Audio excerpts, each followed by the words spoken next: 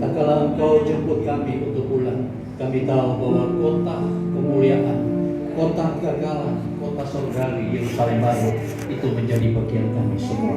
Karena itu kami ada di sini untuk mendengarkan semua firman-Mu, mengarahkan kami Tuhan untuk hidup di dalam jalan-Mu, di dalam kebenaran-Mu, dan di dalam kehidupan. Urapi hamba-Mu, Roh Kudus akan pakai lidah bibir hamba-Mu Pak Stephen untuk menyampaikan isi hati-Mu Tuhan kepada jemaat-Mu yang ada di tempat ini. Kami semua siap mendengarkannya di dalam nama Bapa, Putra, Roh Kudus, dalam nama Tuhan Yesus. Sama-sama katakan. Amin.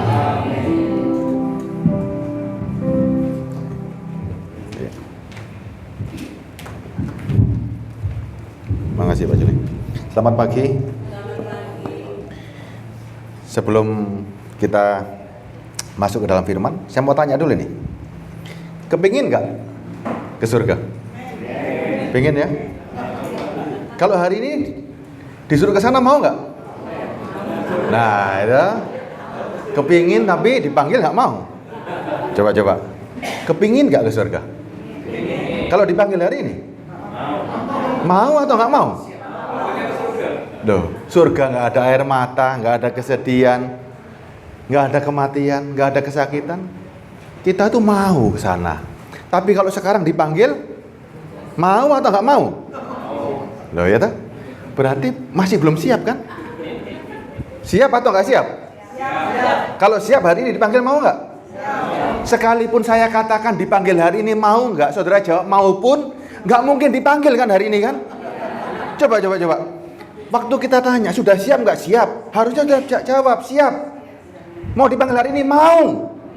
Kalaupun saudara jawab mau pun belum tentu dipanggil hari ini. Tapi orang-orang itu jiwanya karena nggak siap, dia nggak berani ngomong. Dia takut doanya dikabulkan. Coba. Padahal belum tentu. Tuhan tahu kapan waktunya. Saudara yakini nggak Tuhan itu Maha Kuasa? Cinta sama kita, mengasihi kita kan tahu kan? Tuhan nggak mungkin asal-asalan. Kecuali saudara nakal banget. Ya kalau saudara yakin sama Tuhan, dia tahu waktu yang terbaik. Saya mau tanya sekarang. Saudara ke gereja hari ini, beribadah hari Minggu, mengenal Yesus, apa tujuannya kalau begitu? Ayo, apa tujuannya nih?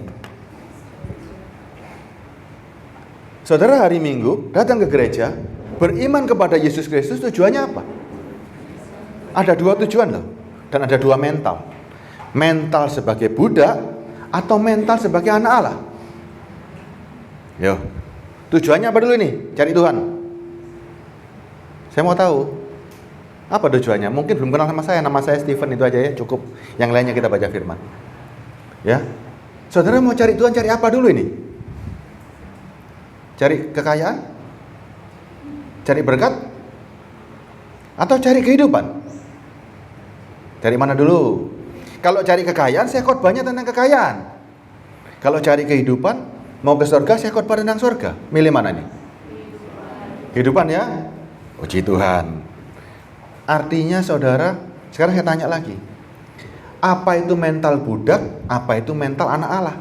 Saudara ada di mana nih? Anak Allah ya? Setuju ya? Karena saudara anak Allah, apa yang membuktikan saudara anak Allah? Saya mau tanya lagi sekarang.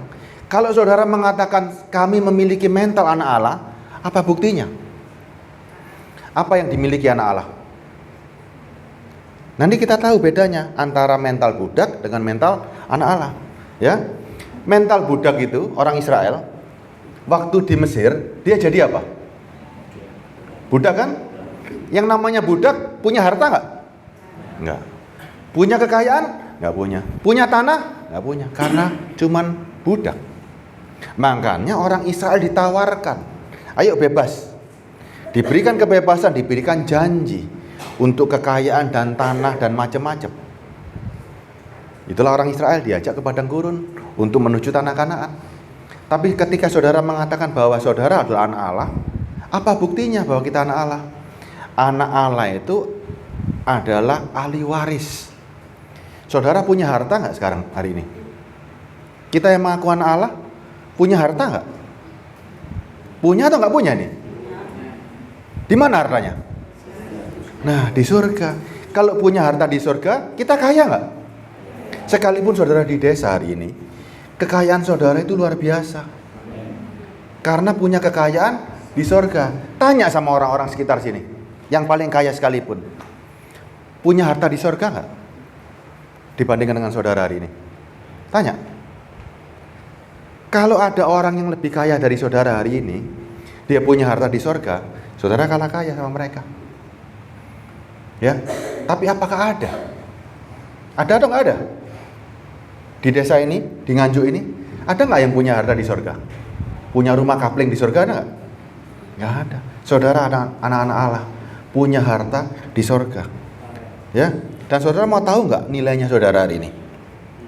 Kepingin tahu nggak nilai kita berapa sih? Kepingin tahu kan? Saya tanya ibu ini, Mbak yang nyanyi tadi, berapa nilai kita hari ini? Nilai kita itu berapa sih nilainya Mbak ini? Coba. Kalau seandainya ada orang bayar lah, wes, untuk merubah sebuah keputusan, berapa nilaimu yang Anda minta? Coba sebutkan angka saja. Kalau seandainya hari ini ada orang mau menawarkan sesuatu, berapa kira-kira yang bisa merubah keputusanmu? Coba sebutkan angkanya. Hah? Tak terhingga itu berapa? Mosok saya gak terhingga. Coba kita. Saya pengen tahu dulu. Jujur saja hari ini ya. Kita hari ini santai aja. Kalau hari ini ada orang yang menawarkan suatu perubahan yang bisa membuat kita berubah, kira-kira berapa sih nilai yang ditawarkan? Misalnya Mbak, ayo Mbak, tak terhingga, nanti ini terlalu bombastis. Coba berapa dulu nilainya? 1 miliar, 10 miliar. Kita tanya dulu nih. Mbak, misalnya ini, cara gampangnya gini. Ada perjaka. Pabriknya 100. Ya, duitnya banyak. Tiba-tiba datang melamar. Mau nggak hidup enak selama-lamanya di bumi? Mau apa nggak mau? Nah, jujur aja, hidup susah loh. Nggak ada duit, ditagih rentenir repot lagi. Mau pilihannya gimana kira-kira? Ada cowok ganteng, menawarkan segala sesuatunya, punya rumah besar di Surabaya, pabriknya 100, rumahnya 1000. Mau atau nggak mau? Dia tawarkan, pokoknya uripmu di dunia ini enak kabeh. Ya, ayo gimana tawarannya seperti itu? Goyang nggak? Goyang nggak? Goyang kan? Ibu dari jujur, goyang. Punya duit di bank nggak bisa habis. Goyang pasti kan? Bisa ngenak ibu bapak, dulur-dulur kabeh di anak-anak, pasti goyang. Tapi coba saudara tahu, nilai saudara di hadapan Tuhan, berapa nilainya kira-kira? Matius 16 ayat 26.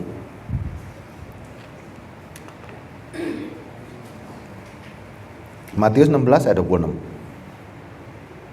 Matius 16 ayat 26. Apa gunanya seorang memperoleh seluruh dunia tetapi kehilangan nyawanya? Dan apakah yang dapat diberikannya sebagai ganti nyawanya? Yesus sendiri mengatakan begini, apa gunanya seorang memperoleh seluruh dunia tetapi kehilangan nyawanya? Dan apakah yang dapat diberikan sebagai ganti nyawanya? Berarti berapa harga nilai nyawa kita di hadapan Tuhan? Berapa nilainya? Seluruh dunia. Kalau dikatakan seluruh dunia itu berarti isi-isinya enggak? Isi-isinya. Mahal banget dong. Makanya jangan jual murah ya.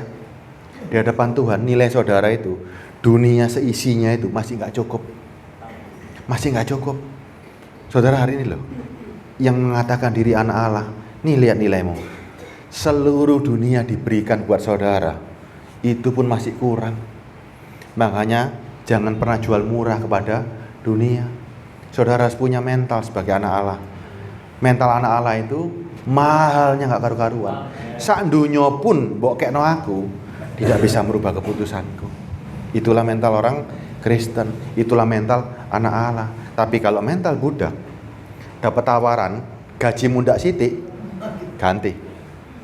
Ya, seorang budak hanya ditawarin iming-iming, ganti.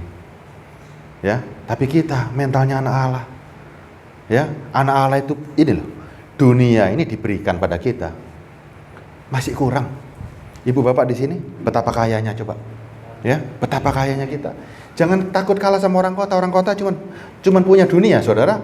Nggak ada bandingannya. Makanya cari Tuhan, jangan cari hartanya, jangan cari dunianya. tapi cari yang orang lain nggak punya. Apa itu orang lain nggak punya?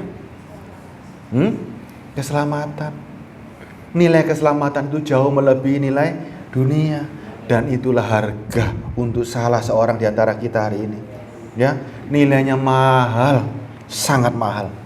Ya, jangan jual lagi. Ya, yuk kita cari yang namanya kehidupan.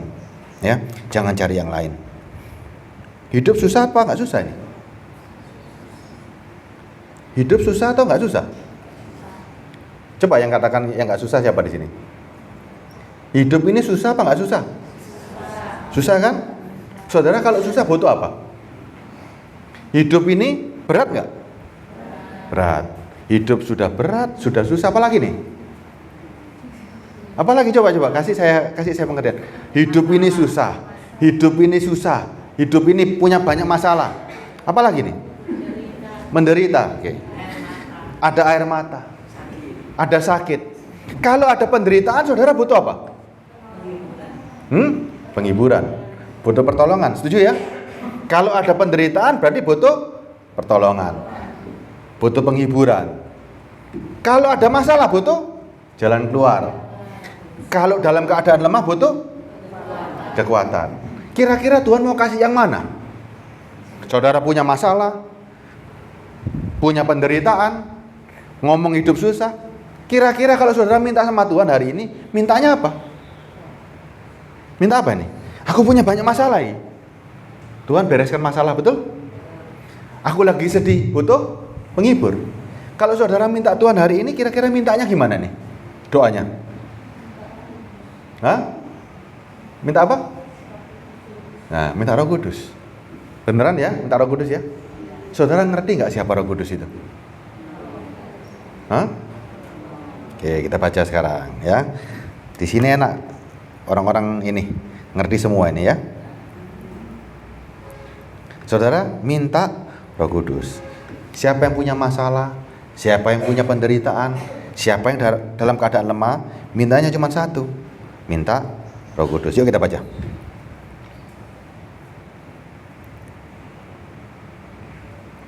Yohanes 14 ayat 26.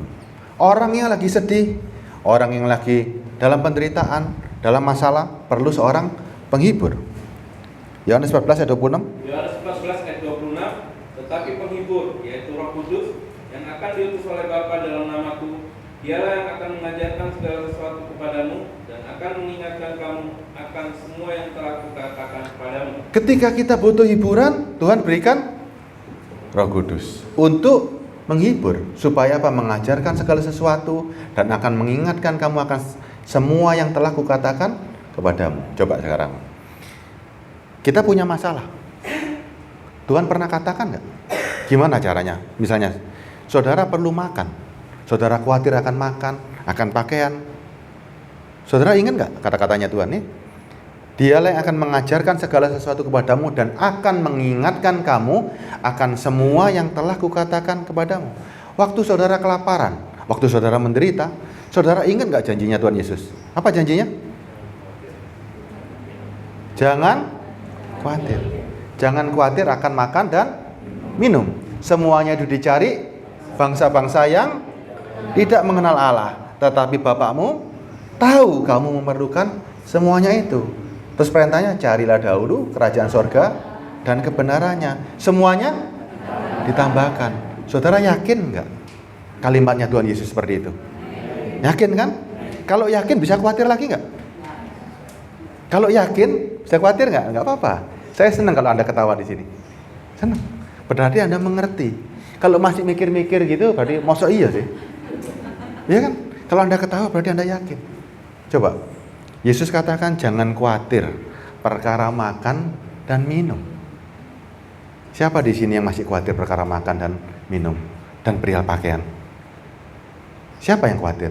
Kalau saudara khawatir berarti nggak punya Roh Kudus. Orang yang khawatir, dia tidak menyadari bahwa Tuhan sudah memberikan penghibur. Kalau penghibur dari Tuhan, bisa dah mengalahkan penghibur-penghibur dunia. Orang dalam masalah biasanya cari pelawak. Ketawanya cuma di TV. Selesai acaranya sedih lagi. Ya, Tapi kalau Roh Kudus, dia bukan seperti di TV. Dia tidak bisa mati hidup. Dia selama Anda hidup, dia akan tinggal di dalam hatimu. Penghiburannya sepanjang hari, sepanjang waktu. Ketika kita punya masalah, tinggal ngomong, iya ya Tuhan bilang, jangan khawatir. Setiap menghadapi permasalahan penderitaan, Tuhan bilang, jangan khawatir. Kalau dikatakan jangan khawatir, benar-benar saudara yakini nggak? Problem hari ini, problem yang paling besar adalah saudara tidak pernah yakin dengan Tuhan. Ketika Tuhan katakan jangan khawatir, orang-orang masih bisa khawatir. Padahal kalau saudara pelajari Alkitab, waktu bangsa Israel masih budak di Mesir, dibawa ke padang gurun, Tuhan bisa kasih makan nggak? Dengan segala mujizatnya, ya, dengan segala mujizatnya, mungkinkah di padang gurun orang bisa makan sebetulnya? Kalau saudara pandang, mungkinkah di padang gurun orang bisa makan? Nggak mungkin kan? Kalau di sini bisa nggak orang makan? Ada apa di sini yang hijau-hijau ini? Hah? Enak kan? Coba bandingannya di sini enak loh. Di sini orang bisa makan. Saudara, hari ini keadaannya jauh lebih enak daripada orang Israel. Tapi waktu dulu orang Israel pun dipelihara nggak sama Tuhan? Dipelihara. Jadi perkara makan minum nggak bingung ya? Sungguh ya nggak bingung ya? Oke. Sekarang perkara pakaian, bingung nggak? Apa yang kita pakai besok? Bingung nggak? Bingung atau nggak bingung? Kalau bingung, Tuhan bicara jangan khawatir. Tapi kalau masih khawatir berarti nggak percaya Tuhan. Mau suruh siapa yang ngomong? Tuhan katakan jangan khawatir. Saudara tetap khawatir mengenai pakaian. Apa itu pakaian? Barang-barang yang saudara pakai. Bisa kendaraan, bisa sepeda motor, bisa sepeda pancal. Kalau saudara khawatir itu, saudara butuh omongan dari siapa lagi? Tuhan katakan jangan khawatir. Saudara masih khawatir, butuh siapa? Butuh Pak Gembala, butuh Bu Gembala yang ngomong? Atau sudah cukup Tuhan melalui Roh Kudusnya? Cukup nggak? Kalau cukup berarti sudah nggak bicara lagi ya tentang pakaian, karena semuanya itu akan ditambahkan. Saudara yakin nggak hari ini yang nggak punya motor, nggak punya sepeda, saudara bisa ke Surabaya? Yakin nggak? Yakin dong? Bisa nebeng sama orang, bisa naik bis, bisa naik taksi, ya kan? Bukan halangan, bukan ukuran. Orang mempunyai itu bukan ukuran, tapi bisa mencapai tujuannya. Ya, barang di bumi itu hanya cuman sementara. Oke, perihal makanan, minuman, dan pakaian, saudara sudah nggak butuh. Sekarang lanjut lagi. Hidup saudara. Yohanes 15 ayat 26. Kalau engkau nggak pernah khawatir tentang makanan, minuman, dan pakaian, bisa menjadi contoh nggak? Bisa kan? Anda bisa menjadi contoh loh. Makanya, kalau orang yang punya Roh Kudus, dia nggak usah diajari macam-macam. Ya, hidupnya jadi kesaksian. Yohanes 15 ayat 26. Yohanes 15 ayat 26. Jikalau penghibur yang akan kuutus dari Bapa datang, yaitu Roh kebenaran yang keluar dari Bapa, ia akan bersaksi tentang aku. Oke. Jikalau penghibur yang akan kuutus dari Bapa datang, yaitu Roh kebenaran yang keluar dari Bapa, ia akan bersaksi tentang aku. Akunya siapa? Yesus. Ayat 27-nya.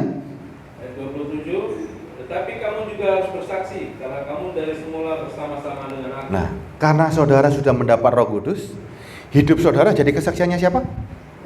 Kesaksiannya siapa? Yesus. Apa yang saudara lihat dari Tuhan Yesus hari ini?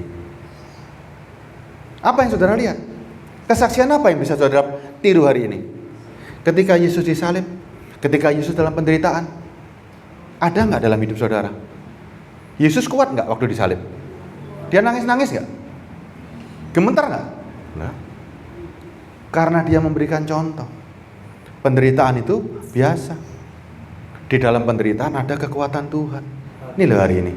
Kalau saudara mau menjadi kesaksian buat orang-orang lain, waktu saudara menderita, saudara punya kekuatan. Dan kekuatan itu bukan dari saya, bukan dari Pak Gembala, bukan dari Bu Gembala, bukan dari orang-orang sekitar, tapi kekuatan itu Allah sendiri. Kalau Allah sendiri di dalam hidupmu, kurang apa lagi? Saudara nggak kurang kan? Allah sendiri lo masuk dan hidup saudara jadi kesaksian. Yesus itu yang paling gampang, yang paling dilihat orang.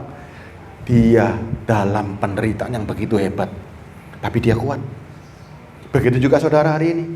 Kalau sebagai pengikut Kristus, identik dengan kita itu, walaupun diajar orang, menderita apapun, tetap mental. Itulah orang Kristen. Kalau orang Kristen kena masalah terus nangisan, bukan Kristen. Orang Kristen diajar sedikit sudah memble, bukan Kristen. Kita harus bangga sebagai orang Kristen. Sebagai kesaksian Kristus, kita bangga mengenakan diri Kristus. Diri Kristus itu, diri Yesus Kristus terlihat kuat waktu dia disalib. Itu kita. Tapi percayalah, tidak ada satupun di sini yang penderitaannya sama seperti Yesus. Sekalipun saudara berani menderita pun, Tuhan tahu dia sebagai Bapa yang baik. Saudara nggak mungkin mati disalib. Saudara nggak mungkin ditelanjangin dan dicambuk, nggak ada. Pontius Pilatus sudah mati, ya, nggak mungkin. Rasul-rasul sudah membuktikan itu semuanya, ya. Kita semuanya enak kok. Penderitaan kita itu ringan, sangat ringan, ya. Jadi kesaksian kita merupakan kesaksian Kristus dalam hal apa? Penderitaan. Waktu kita menderita, kita tunjukkan kekuatan kita. Kita tunjukkan kekuatan Tuhan. Kita tunjukkan kekuatan Roh Kudus. Ya, jangan tunjukkan kekuatan saudara. Tunjukkan ada kekuatan Roh Kudus yang benar-benar kuat. Ya, yang muda-muda juga putus cinta bunuh diri. Hah? Yang laki-laki biasanya kelihatannya kuat toh. Coba putusin cinta nangis-nangis.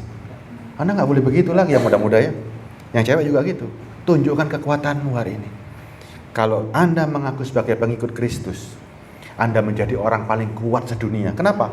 Karena di dalam diri saudara ada Tuhan. Orang zaman dulu, zamannya Musa, ada roh Tuhan ada di Musa. Zamannya Elia, Elisa minta, kalau bisa aku minta 2/3, 2 bagian dari rohmu. Hari ini saudara melebihi Musa dan melebihi Elia loh. Ayo saya bacakan ya. Coba bandingannya saudara dengan Musa. Supaya kita mengerti ternyata kita ini lebih hebat dari Musa dan lebih hebat dari Elia.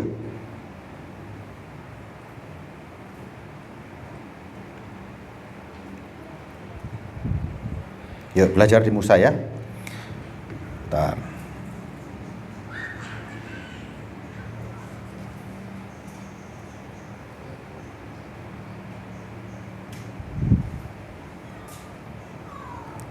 Saya simpan di mana tadi ya? Tiba-tiba hilang.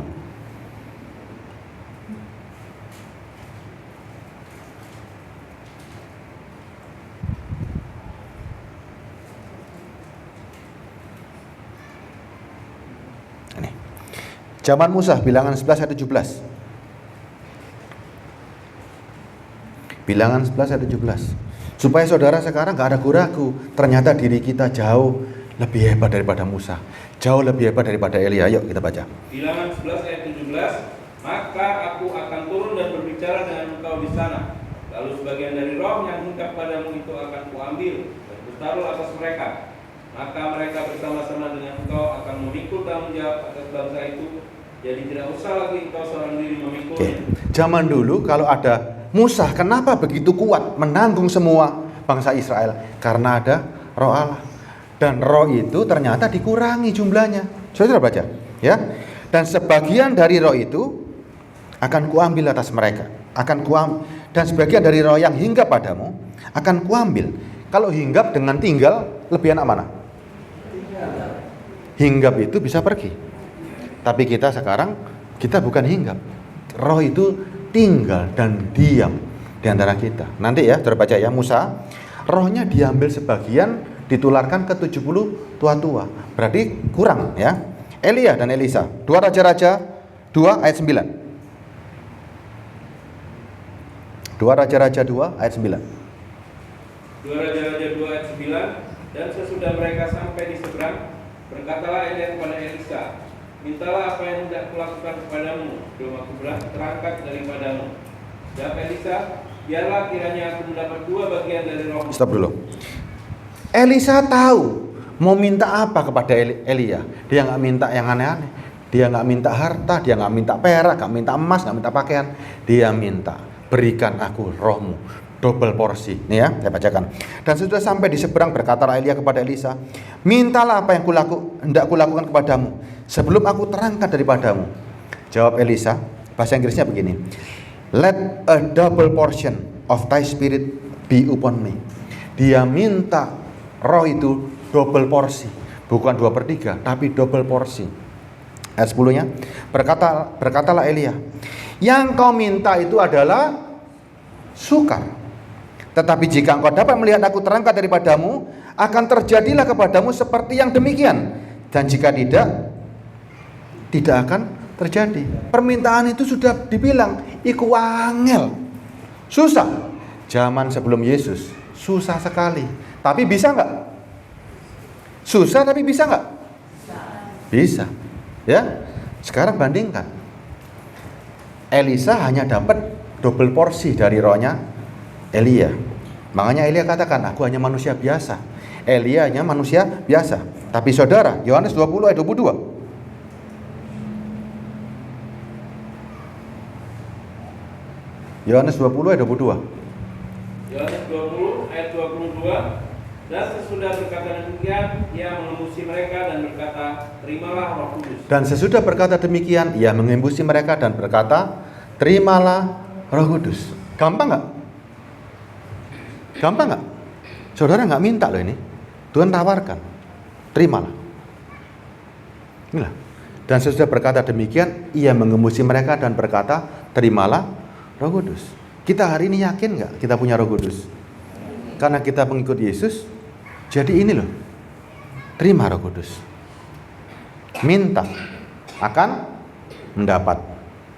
Cari, akan menerima. Ketok, pintu akan dibukakan. Orang yang minta Roh Kudus pasti dikasih.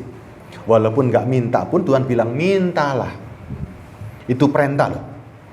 Ya, mintalah itu perintah. Ayo njaluo. Begitu saudara minta, Roh Kudus diberikan. Untuk apa? Untuk saudara mencari kebenaran-kebenaran dalam firman. Saudara diperlengkapi lagi. Begitu punya Roh Kudus, saudara bisa mencari semua firman-Nya. Saudara membaca firman dibarengi dengan Roh Kudus, maka pintu sorga akan terbuka. Itu urutannya. Orang nggak bisa hidup di dunia tanpa Roh Kudus, ya. Nggak mungkin Anda bisa hidup. Terus lanjut lagi. Apa lagi peranan Roh Kudus? Penghibur sudah. Kesaksian hidup sudah. Yohanes 16 ayat 13.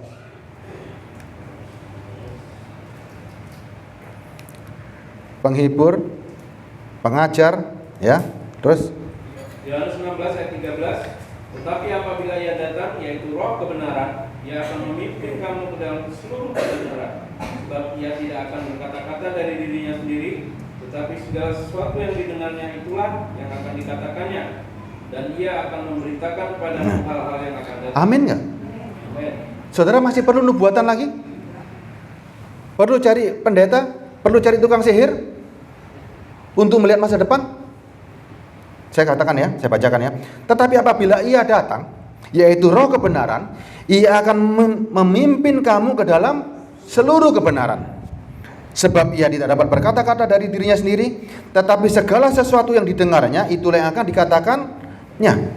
Dan ia akan memberitahukan kepadamu hal-hal yang akan datang. Kalau cuma untuk tahu masa depan, jangan tanya dukun. Kalau untuk tahu masa depan, jangan tanya pendeta. Kalau untuk tahu nubuatan tentang dirimu, tanya Roh Kudus. Roh Kudus bisa tahu sampai saudara mati dan bangkit lagi. Dukun tukang sihir nggak tahu. Dukun tukang sihir paling tahu minggu depan ditagih utang. Ya, tapi Roh Kudus tahu sampai saudara mati dan bangkit di mana saudara, dia tahu. Yakin nggak? Coba. Itulah Roh Kudus. Saudara hari ini orang paling hebat, ya. Orang paling hebat. Dukun aja kalah, tukang sihir pun kalah. Coba bayangkan begini. Kalau ada orang tahu masa lalu, hebat nggak? Ada orang pinter tahu masa lalu, hebat nggak, Bu? Hebat toh? Kita hari ini tahu masa lalu nggak? Saudara tahu sejak zamannya Adam. Saudara tahu loh hari ini. Saudara melebihi orang pintar kan? Adam ngapain, Hawa ngapain dalam keadaan di sorga dulu. Saudara tahu kejadiannya. Hebat nggak? Nggak usah tanya orang, tanya Alkitab, tanya Roh Kudus. Dan kehebatan saudara lagi, saudara tahu lek mati bakal gimana? Tahu nggak kita hari ini? Tahu. Coba tanya orang pintar, tanya tukang sihir, Pak, aku menilai mati lah apa, Pak? Bisa jawab, Pak? Blur, gelap. Tapi ketika saudara tanya dengan Roh Kudus, saudara yang mengakuan Allah, waktu saudara mati pun saudara bisa tanya, aku mari mati di apa no, Pak? Tahu jawabannya nggak hari ini? Tahu nggak jawabannya? Saudara kalau setelah mati ngapain habis itu? Dibangkitkan. Nggak ada yang bisa memberitahu itu, tapi Roh Kudus bisa tahu. Kalau kebangkitanmu saja dia tahu, apalagi cuma hidup sehari-hari. Wes nggak usah bingung, ya. Masa yang akan datang pun dia tahu. Makanya itulah peranan Roh Kudus. Nggak usah cari yang sementara-sementara. Kalau cuma cari yang cuma seminggu, 1 bulan, 1 tahun, 10 tahun, kalah sama Roh Kudus. Ya, nggak usah cari orang yang aneh-aneh. Nubuatan tentang dirimu sudah tertulis di dalam firman. Ya, makanya jangan cari aneh-aneh. Terus sekarang, apa kelanjutannya? Setelah saudara mengaku punya Roh Kudus, apa kelanjutannya? Apa yang saudara pikir kalau begitu? Orang yang punya Roh Kudus, pikirannya kemana? Yuk. Orang yang punya Roh Kudus, pikirannya kemana? Masih bingung urusan dunia, atau sudah ngurusi surga? Hah? Kalau orang punya Roh Kudus, umeknya urusan dunia, atau ngurusi surga? Kita semua hari ini sudah bukan ngurusi dunia lagi. Orang lain masih berpikir ke bulan, ya. Kita sudah berpikir ke hebat mana sama? Coba. Orang lain masih berpikir punya rumah di bulan. Siapa yang punya rumah di bulan? Saya kasih tahu. Kalau saudara sering baca internet, Elon Musk dengan kekayaannya, dia mau punya rumah di bulan. Masih mikir caranya ke bulan. Saudara sudah mikir caranya hebat mana? Kan hebat saudara kan? Mereka masih mikir bulan, saudara sudah mikir surga. 1 Yohanes 4 ayat 5. Makanya orang-orang nganjuk ini hebat-hebat hari ini kan. Betul ya Pak ya? Yang lain masih mikir bulan, kita sudah mikirnya surga. Luar biasa kan? Orang lain makan masih pakai mulut, kita makan pakai ya. Orang lain makan pakai mulut, kita makan pakai apa coba? Ayo. Orang dunia masih makannya pakai mulut. Tangan, sendok, sama garpu. Kita makannya sudah pakai mata dan telinga. Hebat nggak? Nah coba, lebih hebat mana orang dunia sama kita hari ini? Jauh lebih hebat. Kau tidak mangan gaya mulut, kau mangan gaya cangkem, gaya tangan. Aku manganin gaya moto sampai telinga. Hebat mana coba? Hah? Inilah yang kita pikirkan. Ya, ini yang kita cari setiap hari yuk. 1 Yohanes 4 ayat 5. 1 Yohanes 4 ayat 5. Mereka berasal dari dunia, sebab itu mereka berbicara tentang hal-hal duniawi, dan dunia mendengarkan mereka. Mereka berasal dari dunia, sebab itu mereka berbicara tentang hal-hal duniawi, dan dunia mendengarkan mereka. Kenapa mereka bicaranya cuma dunia toh? Karena nggak pernah ke surga. Ya, para pengajar, kalau dia tidak pernah ke surga, dia tidak mengerti kerajaan surga, dia tidak mengerti Roh Kudus. Yang diomongkan cuman masalah, yang diomongkan cuman bagaimana disembuhkan, yang diomongkan cuman yang ada di dunia. Perhatikan baik-baik apa yang dikhotbahkan hari ini. Kalau cuman khotbahnya cuman untuk kesembuhan, untuk kekayaan, itu cuma urusan dunia. Ya, kita sudah lewat itu semua. Kita sudah bicara tentang apa? Ayat 6-nya. Kami berasal dari Allah. Barang siapa mengenal Allah, ia mendengarkan kami, dan barang siapa tidak berasal dari Allah, ia tidak mendengarkan kami. Itulah tandanya roh kebenaran dan roh yang menyesatkan. Kaminya Roh Kudus, bicaranya pasti dari sorga. Kolose 3 ayat 2. Mulai ayat 1 dulu ya.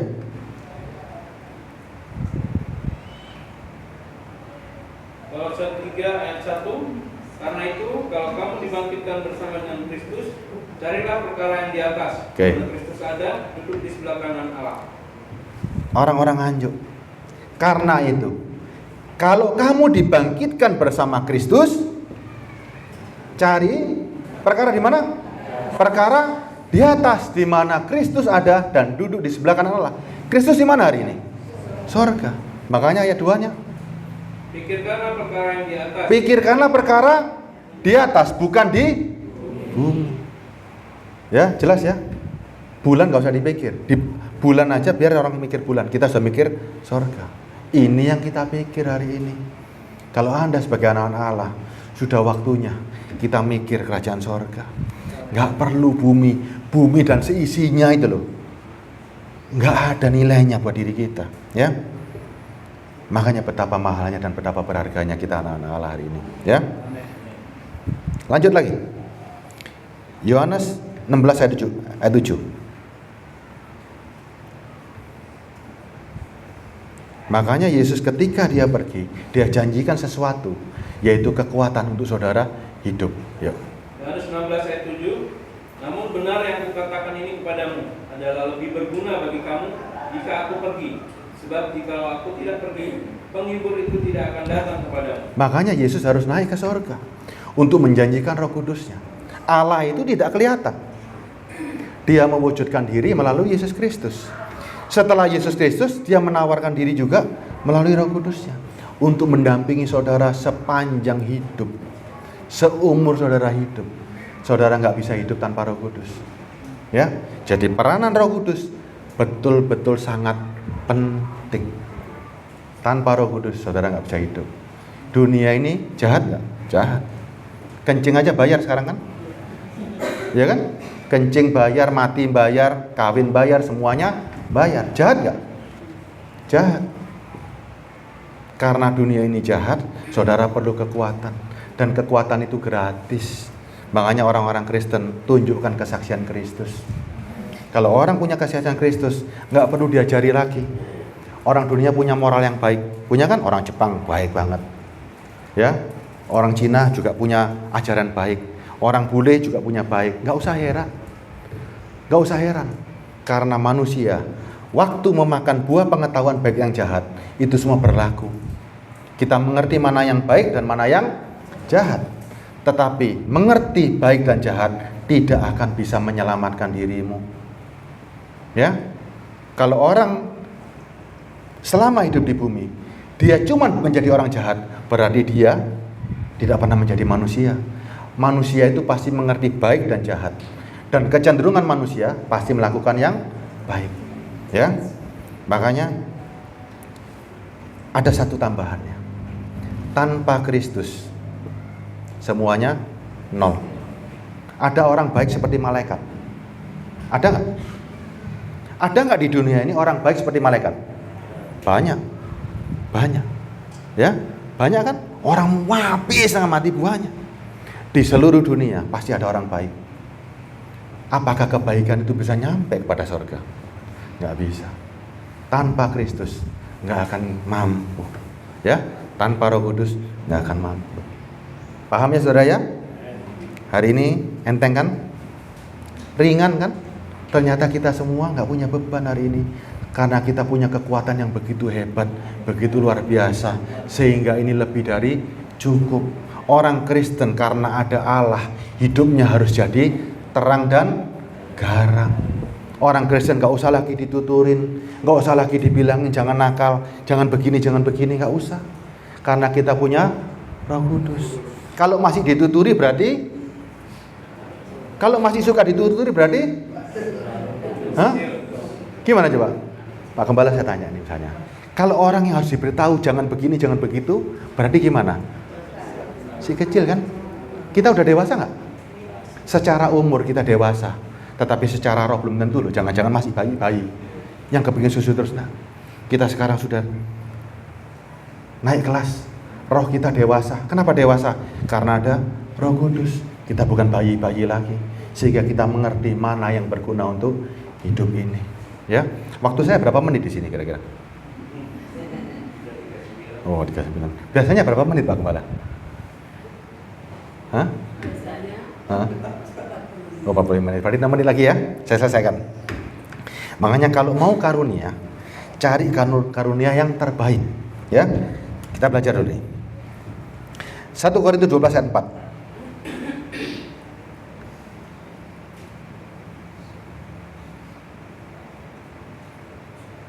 1 Korintus 12 ayat 4. Ada rupa-rupa karunia, tetapi satu roh.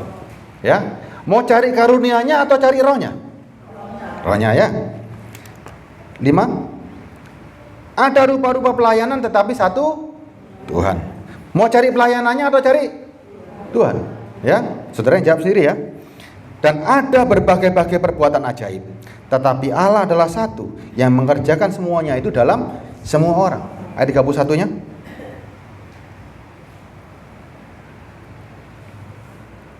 Ayat 31. Jadi berusahalah untuk memperoleh karunia. Bukan karunia-karunia ini ya. Bahasa Inggrisnya itu jelas. Berusahalah untuk memperoleh karunia yang paling utama. Atau saya terjemahkan begini. Berusahalah dengan sungguh-sungguh untuk memperoleh pemberian terbaik. Dan akan aku tunjukkan kepadamu jalan yang lebih baik lagi. Apa pemberian yang paling baik hari ini? Emas, perak, pakaian atau apa? Roh Kudus. Itulah pemberian yang terbaik. Bahasa Inggrisnya King James catat the best gift. Ya, karunia terbaik. Dapat satu Roh Kudus, cukup segala-galanya. Kalau saudara dikasih uang, itu bisa habis. Dikasih kesehatan, bisa sakit lagi. Tapi kalau dikasih Roh Kudus, akan selama-lamanya. Ya, seperti Tuhan katakan, kita hari ini harus menyembah di dalam roh dan kebenaran. Caranya menyembah dalam roh dan kebenaran, saudara tahu nggak? Gimana caranya menyembah dalam roh dan kebenaran? Roh itu, firman itu adalah roh. Allah adalah roh.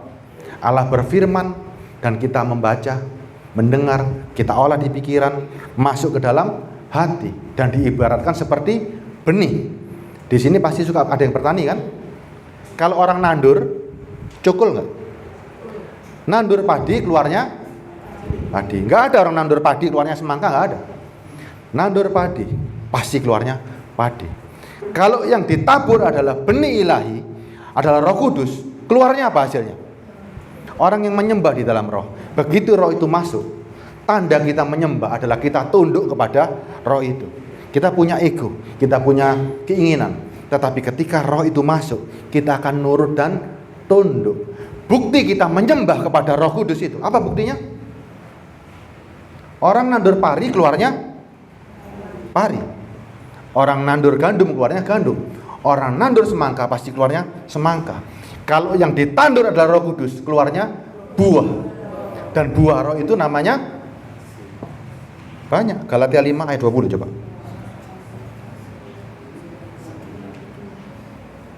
Jelas ya? Kalau Anda mengaku punya Roh Kudus, tapi buahnya bukan ini, pertanyakan. Apa sing mbok tandur? Benihnya apa yang ada dalam dirimu ya? Tetapi buah roh ialah kasih, sukacita, damai sejahtera, kesabaran, kemurahan, kebajikan, dan kesetiaan. Lanjut ayatnya. Kelembutan, penguasaan diri, tidak ada hukum yang menentang itu. Sudahkah ini ada semua pada kita? Kalau ini ada, saudara, cukup nyaman di dunia ini. Ya. Kalau mau benar-benar menundukkan diri menyembah dalam roh dan kebenaran, artinya tunduk kepada semua perintah Roh Kudus. Perintah Roh Kudus harus menghasilkan buah. Ini buahnya yang bisa kita pamerkan. Semua buah-buah roh ini adalah wujud bahwa kita menyembah dalam roh dan kebenaran. Ya, saudara menyembah dalam roh, caranya gimana? Berkomunikasi, menyembah dan tunduk kepada Roh Kudus di dalam hatimu, sehingga kelakuanmu hasil dari penyembahanmu di dalam hati. Buah roh ini hasil dari benih yang tertanam, akan terwujud. Kalau orang ngaku menjadi orang Kristen, tapi buahnya tidak ada seperti ini, saudara tanya, siapa yang ada di dalam hatimu ini? Ya, gak usah ngajar aneh-aneh. Tanyakan, siapa yang menjadi bapakmu? Siapa yang ada dalam hatimu? Di luar ini semua, saudara, ya, tidak boleh mengaku sebagai orang Kristen. Orang Kristen moralnya harus jauh lebih hebat. Makanya ada ayat begini kan, jika hidup keagamaanmu tidak lebih hebat dari orang Yahudi, engkau tidak akan masuk kerajaan surga. Kalau orang Yahudi aja moralnya begitu baik, orang Kristen pasti lebih baik. Kalau ada orang Kristen nggak punya moral namanya, coba. Kalau ada orang Kristen nggak punya moral, nggak punya buah, namanya apa? Coba. Orang dunia saja, orang Yahudi, moralnya baik. Kalau Anda sebagai pengaku murid Kristus nggak punya moral, namanya? Coba. Ngakunya orang Kristen, ngakunya punya Roh Kudus, tapi nggak punya moral. Apa coba? Yang keras nggak apa-apa, Bu. Ngakunya punya Roh Kudus, ngakunya punya Tuhan, tapi nggak punya moral. Tukang tipu. Apalagi? Munafik. Apalagi? Penjahat. Apalagi? Pemberontak. Semua makian, semua yang jelek-jelek itu cap saudara. Ya, kalau Anda mengaku Kristen, mengaku pengikut Kristus, punya Roh Kudus, tidak berbuah, saudara penipu. Karena yang saudara tampilkan bukan buah-buah roh. Orang yang punya Roh Kudus otomatis, karena itu benih ilahi. Nandur pari keluar pari, nandur semangka keluar semangka. Ya, nggak mungkin nandur pari keluarnya jagung, nggak mungkin. Benih ilahi pasti keluarnya sesuai dengan apa yang Tuhan mau. Ya, semoga saudara mengerti. Apa perlu ditambah dari ulang? Enggak ya? Cukup ya? Yuk, Abang tolong bantu nyanyikan satu lagu Abangnya. Cukup ya Bu ya? Cukup ya 40 menit ya? Mohon maaf nih, terlalu kasar saya ngomong ini. Enggak ya? Saya enggak ada maksud untuk ini kok, apa namanya, aneh-aneh. Saya cuma ingin membawa saudara betul-betul mengerti siapa dirimu hari ini ya.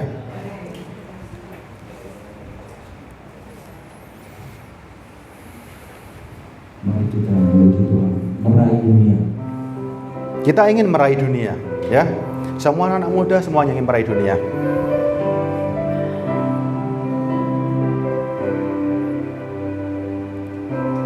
Tapi dunia yang mana yang akan kita raih hari ini?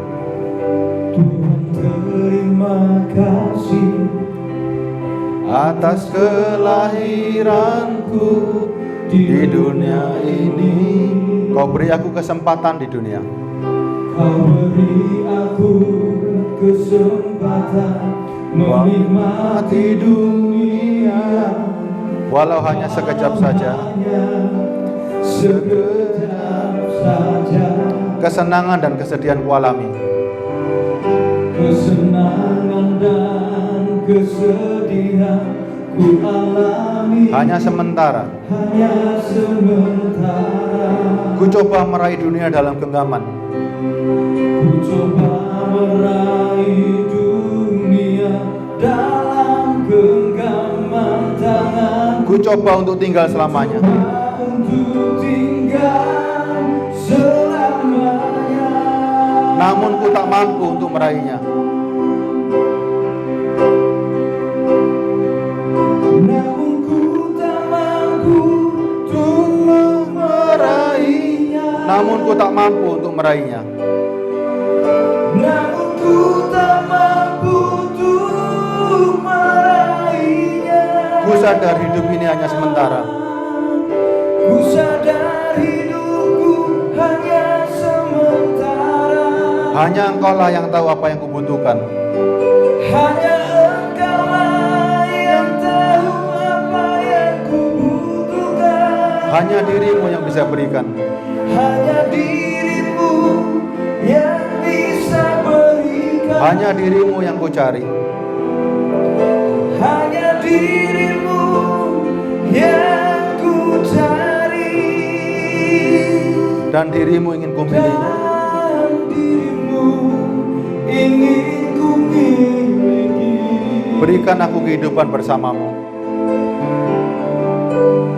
Berikan aku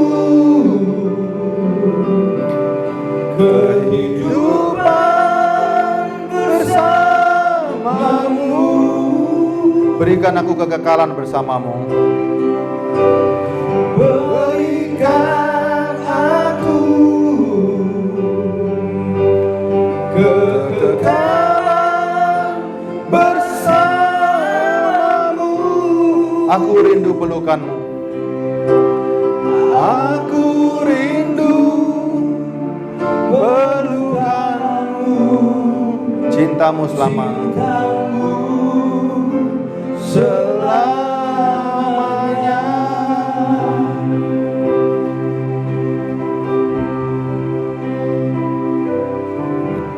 Tuhan terima kasih Atas kelahiranku di dunia ini, Kau beri aku kesempatan menikmati dunia, walau hanya sekejap saja. Kesenangan dan kesedihan ku alami hanya sementara. Ku coba meraih dunia dalam genggaman tanganku. Ku coba untuk tinggal selamanya.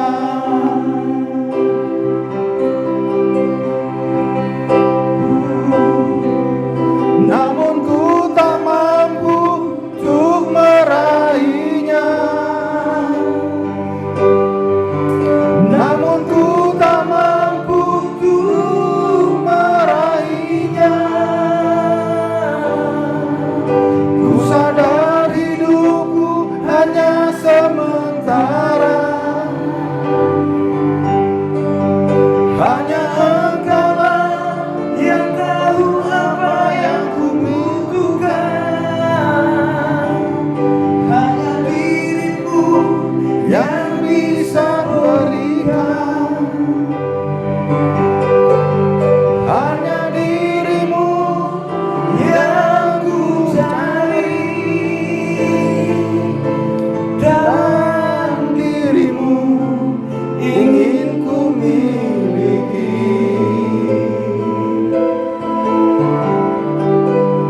Berikan aku kehidupan bersamamu.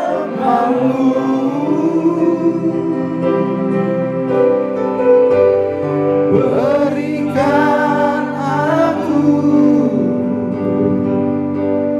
kekekalan bersamamu. Aku rindu pelukanmu, cintamu selamanya.